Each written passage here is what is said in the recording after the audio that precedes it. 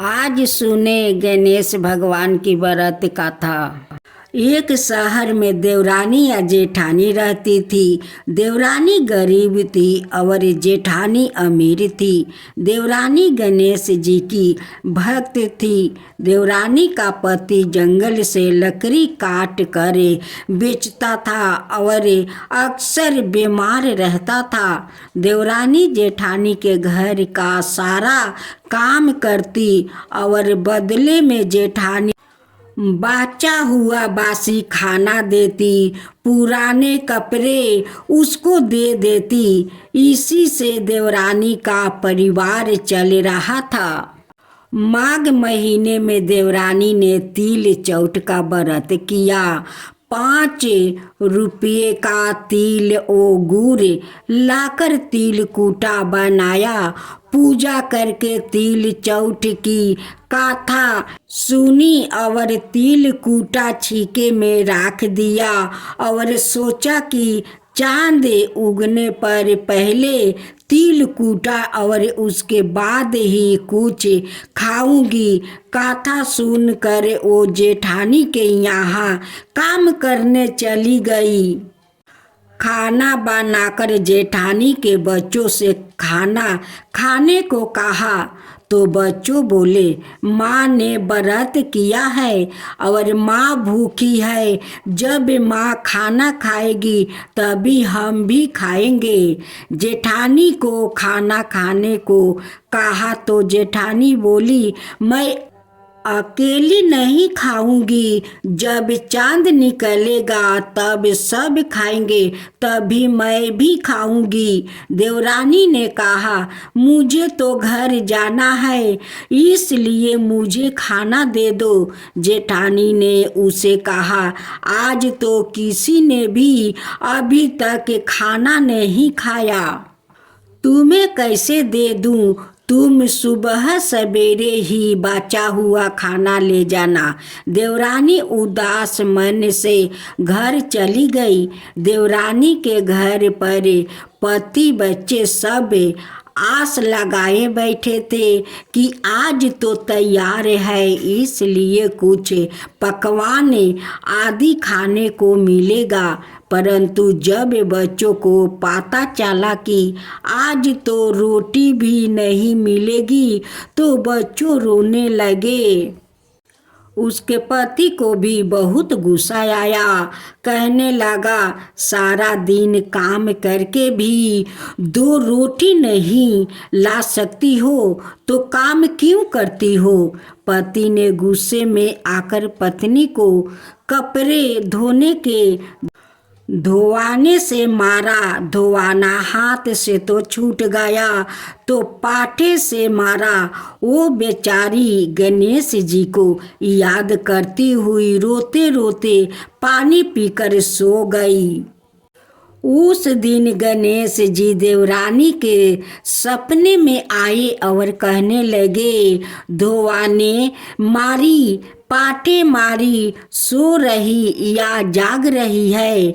वो बोली, कुछ सो रही हूँ, कुछ जाग रही हूँ। गणेश जी बोले, भूख लगी है, कुछ खाने को दो।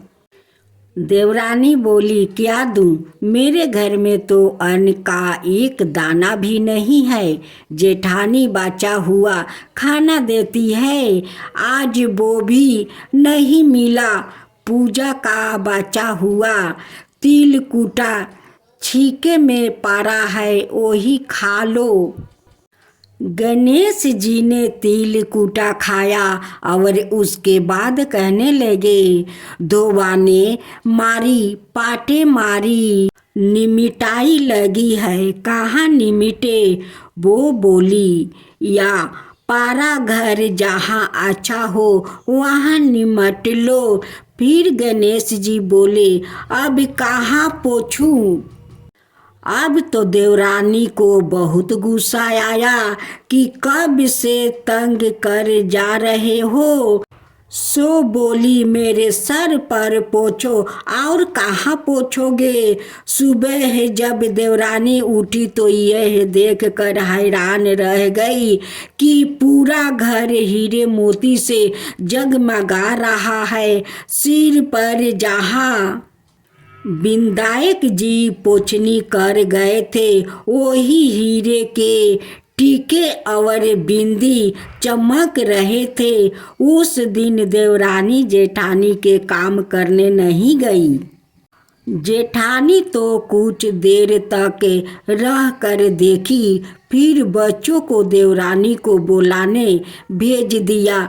जेठानी ने सोचा कल खाना नहीं दिया था, इसलिए शायद देवरानी बुरा मान गई होगी। बच्चे बुलाने गए और बोले, चाची चलो, माँ ने बुलाया है, सारा काम पड़ा है। दुनिया में चाहे कोई मौका चूक जाए पर देवरानी जेठानी आपस में कहने का मौका नहीं छोड़ती।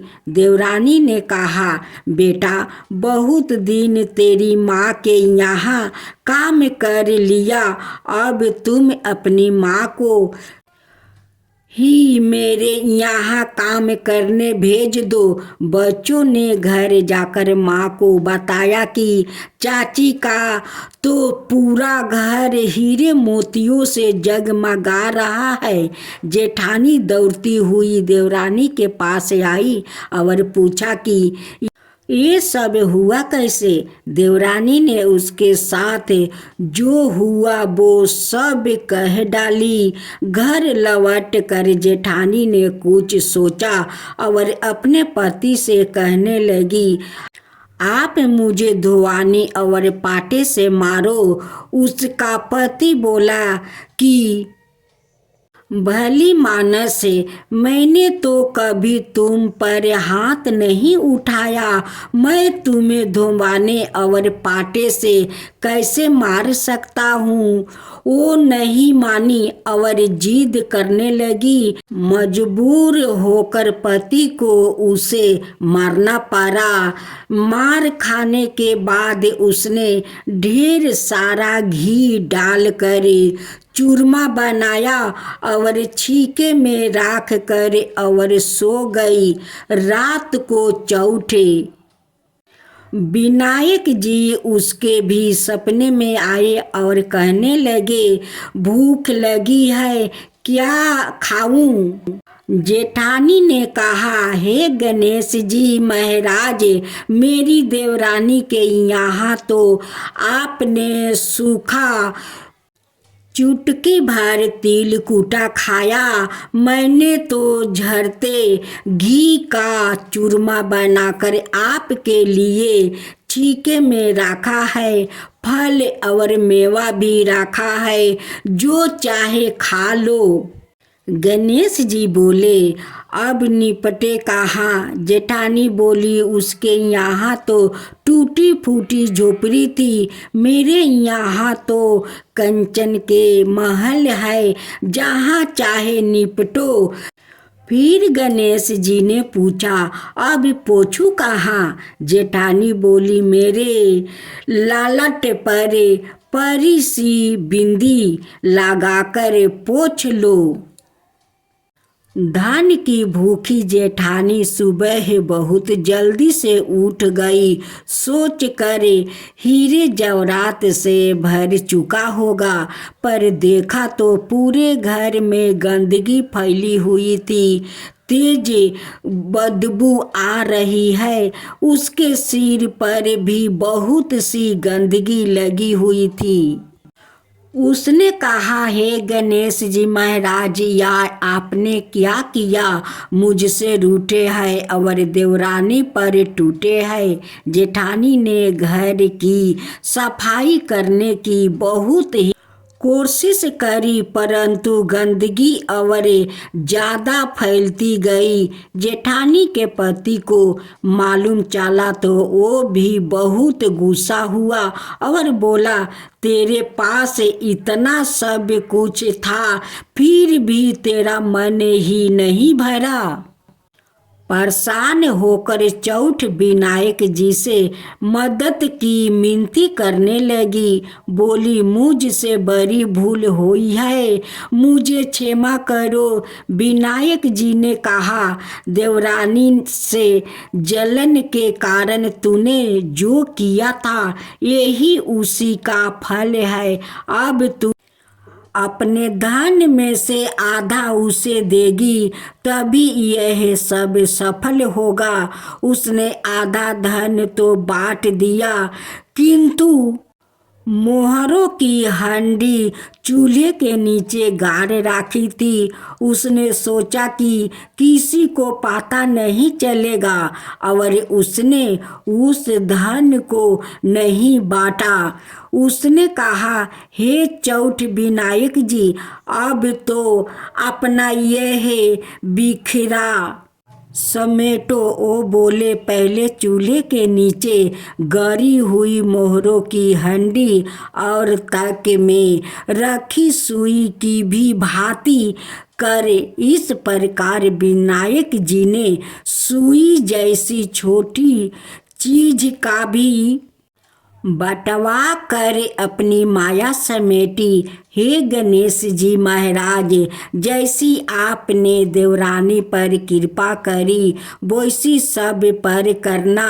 कहानी कहने वाले, सुनने वाले, हुंकार भरने वाले सब पर कृपा करना, किंतु जेठानी को जैसी साजा दी वैसी किसी को मत देना।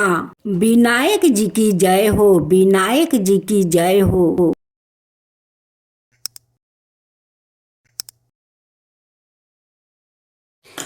जय गणेश जय गणेश जय गणेश देवा। माता जानकी पार्वती पिता महादेवा।